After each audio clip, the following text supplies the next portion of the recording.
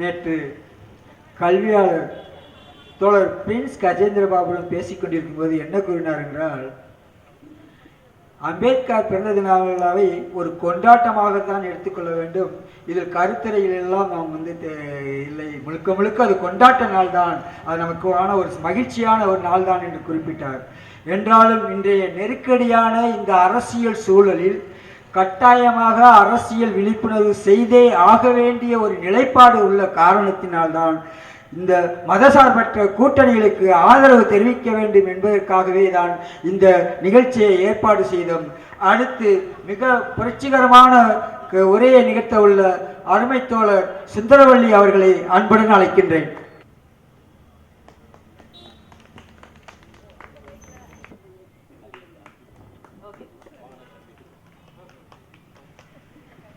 மானமும் அறிவும் மனிதனுக்கு அழகு என்று சொன்ன தந்தை பெரியாரையும், கற்பை ஒன்று சேர் புரட்சி செய் என்று சொன்ன புரட்சியாளர் டாக்டர் அம்பேத்கர் அவர்களையும்,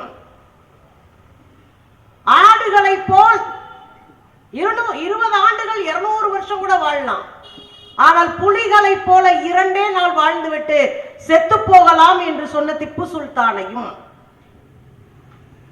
இழப்பதற்கு எதுவுமே இல்லை, இழப்பதற்கு எதுவுமே இல்லை நம் கைகளில் உள்ள விலங்குகளை தவிர, பெறுவதற்கு பொன்னுலகம் இருக்கிறது என்று சொன்ன தத்துவ மேதை தத்துவ ஆசான் காரல் மார்க்ஸ் அவர்களையும் நினைத்து வணங்கி வெறும் முக்கியமான ஒரு இடத்துல நம்ம நின்று பேசிக்கிட்டு இருக்கிறோம்.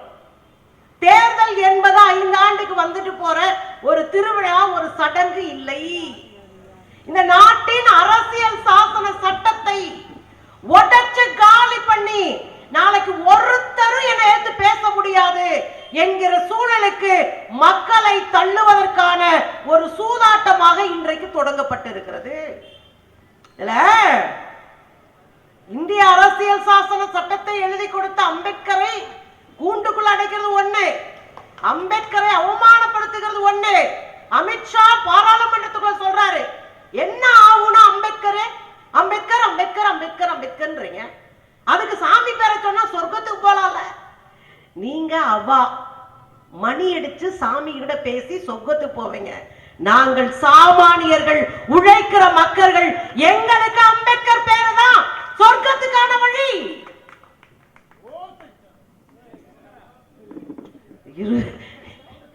என்னத்த பண்றது? இல்ல இல்ல நம்ம அண்ணன் தான் 10 மணிக்கு முன்னாடி இப்படிதான் பேசுவாரு, அப்புறம் 10 மணி ஆச்சுன்னு எல்லாம் சரியாயிரும். சரண அப்ப அம்பேத்கரையே அவமானப்படுத்துகிற கூட்டம், அம்பேத்கரினுடைய அரசியல் சாசன சட்டத்தை காலி செய்வதற்கான திட்டமிடலோடு களமிறங்கி இருக்கிறது. நீங்க சுப்ரீம் கோர்ட், இந்தியாவினுடைய உயர்ந்தபட்ச நீதியை சொல்லக்கூடிய அமைப்பு, அவருடைய தலைமை நீதிபதி ஹவாய், அவர் மேல செருப்பால் அடிக்கிற ஒருத்தன். இது எந்த நாட்டில் நடக்கும்? ஒரு தலித் நீதிபதி இந்தியாவினுடைய சட்டத்திற்கு தலைமை தாங்கக்கூடிய தலைமை நீதிபதி ஹவாய் மேல செருப்பால எறியலாம் ஒருத்தன். நம்ம வேடிக்கை பார்க்கிறோம். இன்னொரு பக்கம் பாருங்க, காஷ்மீர்ல அந்த முதலமைச்சர் அங்க இருக்கிற முதலமைச்சர் போய் ஒரு அஞ்சலி செலுத்துகிற கூட்டத்துக்கு போறாரு. ராணுவம் அவரை தடுக்கிறது, காவல்துறை அவர்களை தடுக்கிறது. அந்த மாநிலத்தின் முதலமைச்சர் சுவரி ஏறி குதிச்சு அஞ்சலி செலுத்த போறாரு. என்ன கொடுமை இந்த நாட்டுல. சில பேர் சொல்றாங்க, நீங்க தேர்தல் வந்துருச்சுன்னா பாஜக வந்துரும், பாஜக வந்துரும், பாஜக வந்துரும்னு சும்மா கதை விடாதீங்கன்னு. உங்களுக்கு ஒரு கதை தெரியுமா? குஜராத்தில் நடந்த இனப்படுகொலை கதை தெரியுமா உங்களுக்கு? சொல்லுகிற பார்ப்பன கடப்பாறையை பார்த்து சொல்றேன். 6 மாத குழந்தை வயிற்றுல இருக்கு. பாஜக எவ்வளவு ஆபத்தானவர்கள் பேசுறேன். வயிற்றுல 6 மாத குழந்தையோடு ஒரு பெண்ணு போறான் தன்னுடைய கணவனோடு. அந்த வன்முறை கும்பல், பாஜக கும்பல் நிறுத்துது. அந்த 6 மாத கர்ப்பிணியினுடைய வயிற்றை கிழிக்குது. இது வரலாறு. வயிற்ற கிழிச்சு உள்ள இருக்கிற 6 மாத கருவை எடுத்து சூலாயத்துல குத்தி பாரத் மாதா கி ஜெய் என்று சொல்றான். அந்த எரிஞ்சுக்கிட்டு இருக்கிற நெருப்பு, எரிஞ்சிட்டு இருக்கிற சாக்க தூக்கி உயிரோட இருக்கிற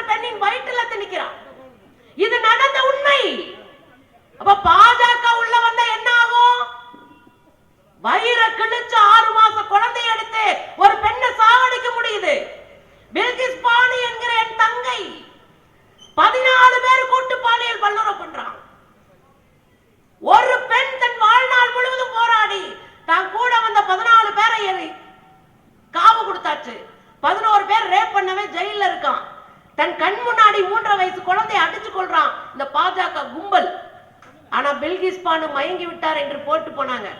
அந்த அம்மா இன்னைக்கும் போராடிட்டு இருக்கிறாங்க. இன்னைக்கும் சட்ட உரிமைக்கான போராட்டத்தை நடத்திட்டு இருக்கிறாங்க. இத்தனை பில்கிஸ் பானுகள் போராடி கொண்டிருக்க பின்னாடி இருக்கிற அரசியல் என்ன? பாஜகவினுடைய அரசியல். சரி, நான் அவ்வளவு தூரம் போகல. நேத்து நேரம் பீகார்ல ஜெயிச்சாங்கல்ல, பீகார்ல ஜெயிச்ச உடனே அங்க என்ன நடந்தது? பாஜக வந்தா நாங்க பூச்சாண்டி காட்டுறோம்னு சொன்னீங்களே, பூச்சாண்டியா காட்டுறோம்?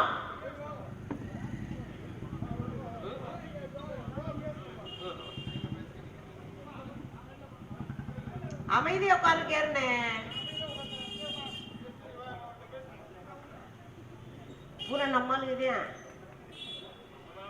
ஆமா, பில்கிஸ் பானு அவர்களுடைய ரேப் இருக்குல்லங்க, அம்மாவில இருந்து சொந்தக்காரன் இருந்து 14 பேரை கொன்னுட்டு 11 பேர் கூட்டு பாலியல் வல்லுறவு செஞ்சு 3 வயசு குழந்தைய கொன்னுட்டு ஜெயிலுக்கு போன 11 பேர் திரும்பி வர்றான்.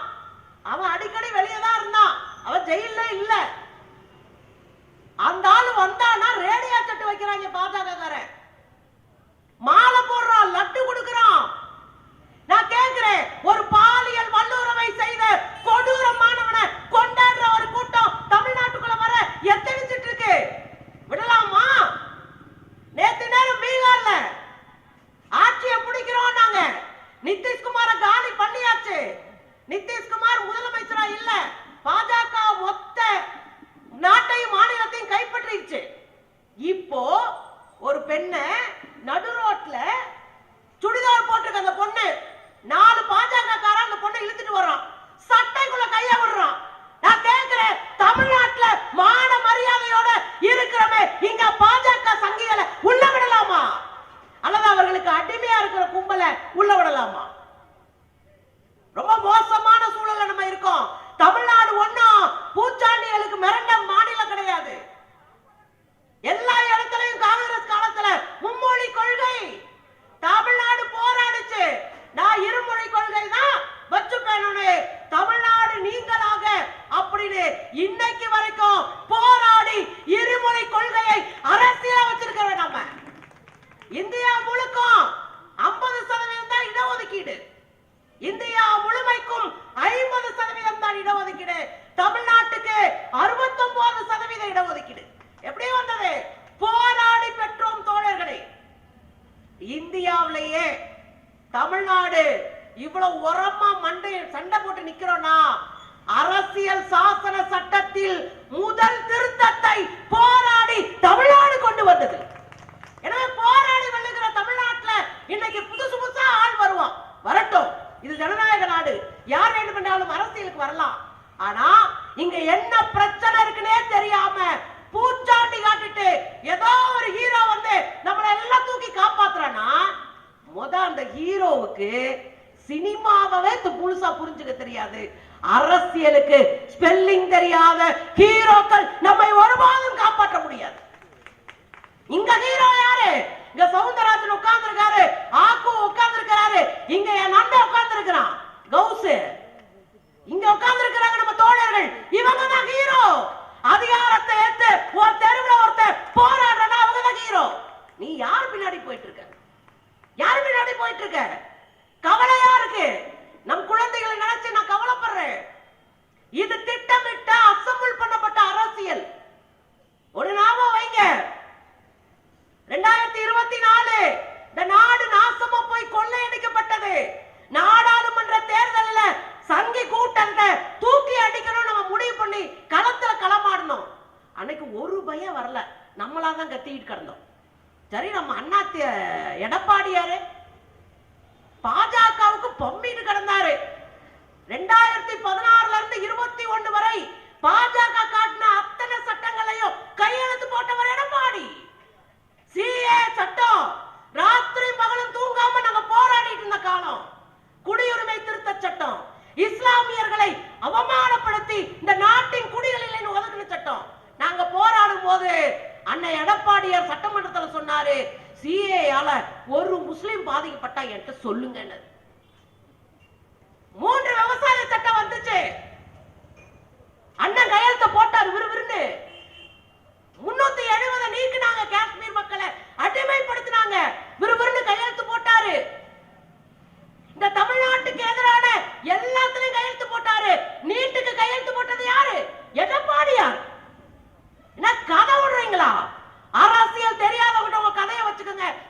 எடப்பாடி. நீட்டுக்கு கையெழுத்து போட்டது நீங்க, ஜிஎஸ்டிக்கு கையெழுத்து போட்டது நீங்க. உதய் மின் திட்டம், அன்றாடம் மின்சாரத்தை கணக்கெடுக்கக்கூடிய உதய் மின் திட்டத்தை கையெழுத்து போட்டுதான் பில்ல ஏத்தி விட்டுருக்கீங்க. நீங்க அடிமையா இருந்து தமிழ்நாட்டை அடகு வச்சுட்டு இன்னைக்கு என்ன பேசுறீங்க? இன்னைக்கு பேசுறாரு, எழுதி வச்சுக்கோங்க தோழர்களே, இன்னைக்கு பேசுறாரு. மேடையில் என்ன பேசினார் தெரியுமா? தொகுதி மறுசீரமைப்பு, அதுல என்ன பிரச்சனை, தமிழ்நாட்டுக்கு எந்த பிரச்சனையும் வராதுன்னு எங்க ஐயா யாரு நம்ம ஜண்டா இருக்காரு, அவர் பேரு என்ன, அமித்ஷா. அமித்ஷாவே சொல்லிட்டாராம். உங்க ஐயா அமித்ஷா உங்களுக்கு சொல்லுவாரு. எங்க ஐயா அமித்ஷா, எங்க தலைவர்கள், எங்க ஆட்களுக்கு தெளிவா இருக்கிறோம். அதுலயும் பியூஷ் கோயல், அவர் தான் தமிழ்நாட்டுக்கு பொறுப்பு பாஜக. அவர் சொல்றாரு, அறிவு இருந்தா நல்லா நோட் பண்ணிக்கங்க, அறிவு இருக்கிறவனுக்கு இந்த தொகுதி மறுசீரமைப்பு புரியுமா? எப்ப சொல்றாரு? முதலமைச்சர் சொன்னாரு, தொகுதி மறுசீரமைப்பு என்ற பெயர்ல தென்னிந்தியாவை வஞ்சகப்படுத்த நினைத்தால் நாங்கள் களத்திலே குதிப்போம். 60களில் 70களில் நீங்கள் பார்த்த தமிழ்நாட்டை பார்க்க நேரிடும். ஞாபகம் வைத்துக் கொள்ளுங்கள், இந்தியாவை திரும்ப பார்க்க வைக்கிற ஒரு பெரிய போராட்டத்தை தமிழ்நாடு முன்னெடுக்கும். இவர் சொல்லி முடிச்சு 10 நிமிஷம் ஆச்சுங்க. முட்டா பயல்களுக்கெல்லாம் மறுசீரமைப்பை பத்தி என்ன தெரியும்ன்றான். எவ்வளவு நெஞ்செழுத்தம் இருக்கணும்? மக்களால் தேர்ந்தெடுக்கப்பட்ட முதலமைச்சர் தொகுதி மறுசீரமைப்பு என்னன்னு கேக்குறீங்க? இப்ப நமக்கு 39 பேர் இருக்கோம் நாடாளுமன்ற தொகுதி. 39 தொகுதி தமிழ்நாட்டுல, பாண்டிச்சேரியில 1, மொத்தம் 40 தமிழர்களுக்கு 40 தொகுதி. இப்ப என்ன பண்ண போறாங்க தெரியுமா? இந்த 40 தொகுதி அப்படியே கூட இருக்கலாம், மாற்றம் இல்லாம கூட இருக்கலாம். இல்ல இந்த 40 தொகுதியை 32ஆவும் மாத்தலாம். இல்ல வட இந்தியாவுல இருக்கிற தொகுதிகளை 2 மடங்கு கூட்டிடலாம். உங்களுக்கு புரியுற மாதிரி சொல்றேனே. 10 பேர் சேர்ந்து ஒரு கருத்தை சொன்னா மக்கள்கிட்ட போகுமா? 1000 பேர் சேர்ந்து ஒரு கருத்தை சொன்னா மக்கள்கிட்ட போகுமா? 1000 பேர் வலுவானவர்கள். ஒரு நாடாளுமன்றத்தில் ஒரு சட்டத்தை ஏற்றுறோம். நாடாளுமன்ற சட்டத்துக்கு நம்ம கையெழுத்து போறோம். முடியாதுயா, இந்த பாஜக காரன் எங்களை பழி வாங்குறோம், முடியாது அப்படின்னு கையெழுத்து போட மறுக்கிறோம்னு வச்சுக்க. அவன் வடக்க இருக்கிறவங்க 2 மடங்கு ஆக்கிட்டான். அப்ப 2 மடங்கு ஆக்கிட்டா இந்த தென்னிந்தியாவில் இருக்கிற கர்நாடகா, கேரளா, தமிழ்நாடு, இங்க இருக்கிற ஆந்திரா நாம கத்திட்டு கிடப்போம். ஏன்னா நாமெல்லாம் குடும்ப கட்டுப்பாட தெளிவா பண்ணவங்க, அறிவாளிங்க. அதுக்கு தண்டனை கொடுக்கறாங்க. நீ எப்படியா குடும்ப கட்டுப்பாடு பண்ணி வீட்டுக்கு ஒரு பிள்ளை ஒழுங்கா இருக்கிற தமிழ்நாடு தனிமனித வருமானத்துல முதல் இடத்துல இருக்கு, தமிழ்நாடு பெண் கல்வியில முதல் இடத்துல இருக்கு, தமிழ்நாடு சுகாதாரத்திலும் மருத்துவ கட்டமைப்பிலும் முதல் இடத்துல இருக்கு. இந்தியாவிலேயே பெண்கள் வேலைக்கு செல்லுகிற அதிக அளவு பெண்கள் கொண்ட மாநிலத்துல தமிழ்நாடு முதல் இடத்துல இருக்கு. எப்படியா அப்படின்னு கதறான். இதை உடைக்கணும். அப்ப நம்மள அடிமைப்படுத்தணும். இப்ப 4 மாநிலம் இருக்கு, தென்னிந்திய மாநிலங்கள். யூனியன் பிரதேசம் 5. நம்மளை அடிச்சு காலி பண்றதுக்கு உத்தரப்பிரதேசத்துல 50 சீட்டை ஏத்துவான், பீகார்ல 40 சீட்டை ஏத்துவான். இப்ப அங்க கணக்கு 800 ஆகி போயிடும். நம்ம 40 உட்கார்ந்துகிட்டு இருப்போம். அல்லது மொத்த தென்னிந்தியாவை சுத்தி எப்படி பார்த்தாலும் 100 100 சொல்றதா. என்ன பண்ண போறோம்? நீங்க எவ்வளவு கதறினாலும் உங்க குரல் நாடாளுமன்றத்தில் எடுபடாது. இதுக்குதான் நம்ம சொல்றோம், போராடுவோம், களத்துல நிப்போம். நீ பாப்பையா எங்க நாங்க யாரு? முட்டாள்ன்றாரு பியூஷ் கோயல், ஒரு அமைச்சர் முட்டாள்ன்றாரு நம்மள. அன்னைக்கு தேர்தல் நடக்குது. தேர்தல் நடக்கும்போது ஒடிசால சொல்றாங்க, தமிழ்நாட்டு ஆளுங்களாம் முட்டாளுங்க, திருடங்க, இந்த நாட்டுடைய சாவி, கோயில் சாவிய தமிழ்நாடு திருடிட்டு போயிடுச்சுன்னு நம்மளை கேவலப்படுத்துற கும்பல். அதுக்கு அடுத்து பாண்டியனை கேவலப்படுத்துறோன்னு அங்க இருக்கிற IAS அதிகாரி, அங்க இருக்கிற முதலமைச்சரோட நிக்கிறாரு, அவரை கேவலப்படுத்துறோன்னு பழைய சோற மோர் சோற இலையில ஊத்தி கேவலமா நிக்கிற மாதிரி படம் எடுத்து போட்டவன் இவங்க. இன்னைக்கு தமிழ்நாட்டுக்குள்ள வந்து உட்கார்ந்துட்டு நீங்க நேருன்ற, காந்தின்ற, இங்க திருவள்ளுவர்ன்ற, எங்களை பார்த்தா மடையர்களா தெரியுதா? தெளிவாக ஞாபகம் வைங்க தோழர்களே, நாம் சிக்கலான ஒரு இடத்துல இருக்கிறோம். பெண்களை மையமா வச்சுதான் இந்த தொகுதி மறையாறைய பேசுறோம். இப்ப நாங்க கேட்க முடியாது, என்னங்க பெண்களுக்கு இடஒதுக்கீடு கொடுக்கலாம்னா தொகுதியை கூட இருக்காங்க, இந்த 10 சீட்டு இருக்குன்னு வச்சுக்கோங்க, இதுல 2 சீட்டு பொம்பளை பிள்ளைகள் கேட்டா எந்திரிச்சுக்கணும், எந்திரிச்சு குடுன்னு கேட்கிறோம். இல்ல அந்த ஓரமா 2 சீட்டை போட்டு உட்கார வைப்போம். அதுதான் தொகுதி மறுவரையில இன்னைக்கு பிஜேபி பாக்குது. இப்ப நம்ம சாதாரணமா இல்ல, சட்டத்தை முடிச்சிட்டோம், சட்டத்தை புறம் முடிச்சிட்டோம். 3500 சட்டப்பிரிவுகள் இன்றைக்கு குப்பையில தூக்கி எறியப்பட்டிருக்கு. எல்லாமே முடிஞ்சது. நாளைக்கு அறிவிக்கலாம், நான் தான் இந்தியாவினுடைய சர்வாதிகாரியா இருக்கிற அதிபர் என்று நம்முடைய பிரதமர் மோடி அறிவிக்கலாம். சிக்கலான காலகட்டத்தில் நின்றுட்டு விசில் ஊதிட்டு இருக்கோம். வெட்கப்பட வேணாம், வெட்கப்பட வேணாமா? ஆர்எஸ்எஸ் காரன் கூட வந்து நிக்கிறான், இந்த தற்கொலைய உட்கார்ந்து விசில் அடிச்சிட்டு இருக்கு. உண்மையா மனசாட்சியோட பேசுறீங்க, அவ்வளவு பிரச்சனைகள் இருக்கும். இந்த தேர்தல்ல தமிழ்நாட்டை எப்படியாவது பின்கேட் வழியா உள்ள வரணும்னு தேர்தல்ல முடிவு பண்ணிடுச்சு பிஜேபி. அப்ப எஸ்ஐஆர் கொண்டு வந்துச்சு. நீங்களா நினைக்கலாம் எஸ்ஐஆர் தானே வச்சிருக்கா உள்ள ஆப்பு. எஸ்ஐஆர் என்ன பண்ணி வச்சிருக்காங்க தெரியுமா? ஒரு தொகுதியிலையும் ஒரு வார்டுலையும் ஒரு பூத்துலையும் 250 வாக்குல இருந்து 370 வாக்கு திருடி இருக்கான். இந்தியாவிலே அதிகமா ஓட்ட திருடினது யாருக்கிட்ட? தமிழ்நாட்டுல 1 கோடி வாக்கு. இந்தியாவிலே நம்மள தான் அதிகமா திருடி இருக்கான். ஏன்னா வடநாட்டுல இருக்கிற எம்பிக்கள் பாராளுமன்றத்துல கேட்டாங்க, தமிழ்நாட்டுல ஒன்னால ஒரு முறையும் ஆட்சிக்கு வர முடியாது, நாங்க அதை உடைக்கணும். என்ன பண்ணலாம்? கொண்டு வா தேர்தல் ஆணையத்தை. தேர்தல் ஆணையத்தை வச்சு ஒரு வாக்குச்சாவடிகளையும் 350 இருந்து 400 ஓட்ட திருடினா ஒரு தொகுதிக்கு 25,000 இருந்து 37,000 வரைக்கும் வாக்க திருட முடியும். கணக்கு பார்த்து திருடுறான்.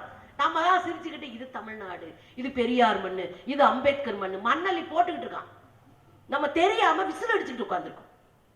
உன் படிப்பை புடுங்க போறோம். 2020 புதிய கல்விக் கொள்கை என்ன? பிஏ படிக்கிறதுக்கு தேசிய அளவில் நீங்க ஒரு பரீட்சை எழுதணும். இது தெரியுமா அந்த தற்கூரிங்களுக்கு? கோமா இருக்கு ஒரு அம்மாவா களத்துல நம்ம சும்மா போராடிட்டு இருக்கோமா? புதிய கல்விக் கொள்கை கொண்டு வந்துட்டான். நம்ம வீட்டு பிள்ளைகளா இனிமேலே நீ மேச செய்யி, மண்பாண்ட செய்யி, இந்த கரண்ட் எல்லாம் கனெக்ஷன் கொடுப்பாங்களே அந்த மாதிரி வேலைக்கு போ. எதுக்கு நீ எல்லாம் படிக்கிறேன்னு கேட்கிறான்.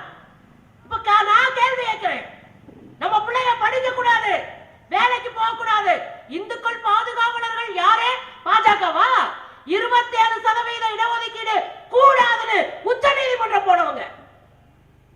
இந்துக்களுக்கு இடஒதுக்கீடு கிடையாது உயர்கல்வியில. எம்பட்ட ஆப்ப வச்சிட்டு இருக்கிறான். ஒரு நியூஸ் பேப்பர் கூட படிக்காம உட்கார்ந்துகிட்டு நாம இங்க உட்கார்ந்து கொண்டாடிக்கிட்டு இருக்கோம். இது என்ன மாநிலமா மாறிட்டு இருக்கு? இது என்ன தற்கொலைத்தனமா இருக்கு? இன்னைக்கு தமிழ்நாடு எங்க வந்து நிக்குது? மிகப்பெரிய ஆபத்துல உள்ள வந்து நிக்குது. ஒரு சாதாரணமா அந்த விண்ணப்ப படிவம், வேட்பாளர் படிவம் மொத்த முதலமைச்சரும் இறங்கி இருக்கானுங்க தமிழ்நாட்டுக்குள்ள. இது என்னங்க நடக்குது? தமிழ்நாட்டை சுத்து போட்டு நிக்கிறானுங்க. சட்டம் இருக்கு அவங்க கையில, அவங்க கையில அதிகாரம் இருக்கு, அவங்க கையில நீதிமன்றம் இருக்கு, அவங்க கையில ஒட்டுமொத்த போர்ஸ் இருக்கு. நீங்க நானும் எப்படி இருக்கோம்? கைய மடிச்சு விட்டு என் பக்கம் சித்தாந்தம் இருக்கு, நான் களத்துல நிப்பேன் அப்படி நிக்கிற கூட்டம். நம்ம நிக்கிற கூட்டம் 1000 முரண்பாடுகள் இருக்கும், லட்சம் முரண்பாடுகள் இருக்கட்டும். நான் இங்க அடிச்சு ஆட முடியும், இங்க நான் வாழ முடியும், இங்க எனக்கு ஒரு பாதுகாப்பு இருக்கு. பீகார்ல சட்டக்குள்ள கைய விடுறான் 40 சங்கி. மணிப்பூர்ல நிர்வாணமா கூட்டிட்டு வரா என் பிள்ளைங்களை.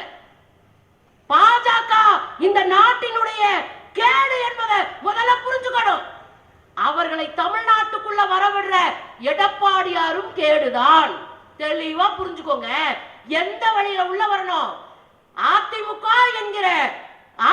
என்கிற ஒண்ணு மேல ஒட்டிட்டு இருக்கிற ஒரு உண்ணி தான் இந்த பாஜக.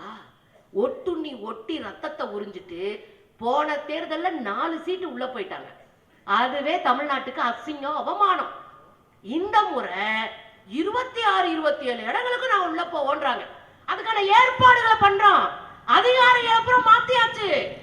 இந்த நேரத்துல பகுதி வரையறை அப்படின்னு இன்னொரு புதிய பிரச்சனை உண்டு போறோம். நம்ம தேர்தல்ல கான்சென்ட்ரேட் பண்ணக்கூடாது. அம்புட்டு நேரம் இருக்கா? சரி, ஓகே. இல்ல முடிக்க சொல்லி தான் நான் கேள்விப்பட்டிருக்கேன். பேசுங்க. 6 நிமிஷம்லாம் என்னென்னமோ பேசுவோமே. இப்ப புரியுதுங்களா? இன்னைக்கு நாம சீரியஸான ஒரு அரசியல் களத்தில் நிற்கிறோம். தமிழ்நாட்டின் உரிமைகளை பாதுகாக்க வேண்டிய பொறுப்போடு நிற்கிறோம். கல்விக்கு அவர்கள் வழங்கக்கூடிய 3500 கோடி தரல. தமிழ்நாட்டினுடைய நிவாரண நிதி தரல. தமிழ்நாட்டினுடைய கல்விக்கான 2020 புதிய கல்வியை பின்கேட்டு வழியா கரெக்டா 10 மணிக்கு முடிச்சிருவோம் சார். You don't worry. அவங்களுக்கும் அழுத்தம் இருக்கும்ல, எப்ப எங்க மாத்துவாங்கன்னே தெரியாது. நம்ம ஆளுங்க பூரா பயந்துட்டு இருக்கு, நம்ம ஊர் ஆளுங்க பூரா. இப்ப புரிஞ்சுக்கணும். அப்ப மாநிலத்தவே டிசால்வ் பண்ணிருக்கான். இன்னொன்னு சொல்றாங்க, நான் மதுரையில தான் பிறந்து வளர்ந்தேன், என் ஊர் மதுரை, மதுரைக்கு மெட்ரோ வராதான். ஏன் வராது? ஒண்ணும் இல்லாத வட இந்தியாவில பூரா உனக்கு மெட்ரோ போடுற, சந்தே கிடையாது, பொந்தே கிடையாது, அங்க மெட்ரோ போடுற, ஏன் மதுரைக்கு? ஆனா மத்த ஊர்கள் எல்லாம் இமாச்சல பிரதேசம், அருணாச்சல பிரதேசம், அருணாச்சல பிரதேசம் உட்பட பல மாநிலங்கள் கட்டி முடிச்சாச்சு. இப்ப தமிழ்நாட்டுக்காரனை பார்த்தா எப்படி தெரியுது? அதுலயும் வர்றாங்க. இங்க மக்கள் வெள்ளத்துல நடக்கும் போது 9 தடவை ஹெலிகாப்டர் இறக்குனாங்களாம். நம்ம அம்மா நிர்மலாமா 9 தடவைக்கு இந்த பில்லு அப்படின்னு பில்ல தூக்கி கொடுக்குறாங்க. யார் யார் நீங்கெல்லாம்?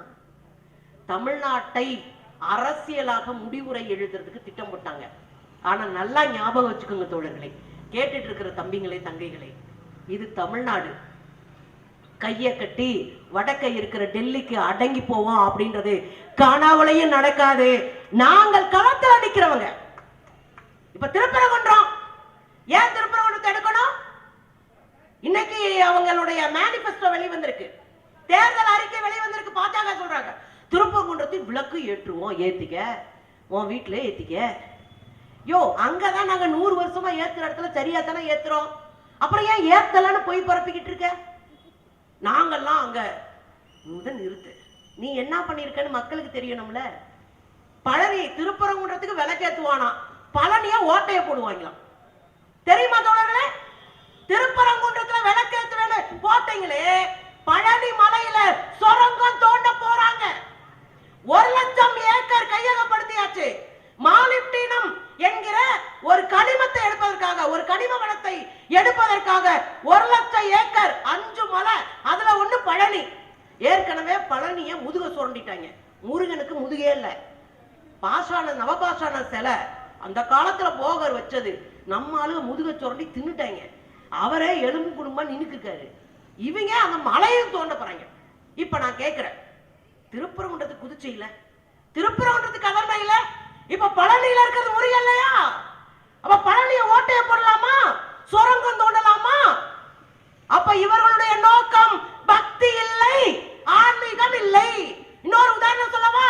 டெல்லியில RSS அலுவலகம், டெல்லியில RSS அலுவலகம் 4 மாடி கட்டடம், கார் பார்க்கிங் இல்ல. யோசிக்கிறோம், பக்கத்துல ஒரு கோயில் இருக்கு. RSSக்கு கார் பார்க்கிங்காக 1400 ஆண்டுகள் பழமையான கோயிலை இடிச்சு தகர்த்து தூக்கி எறிஞ்சிட்டான். நீ கடவுளை பத்தி எங்கிட்ட பேசாத.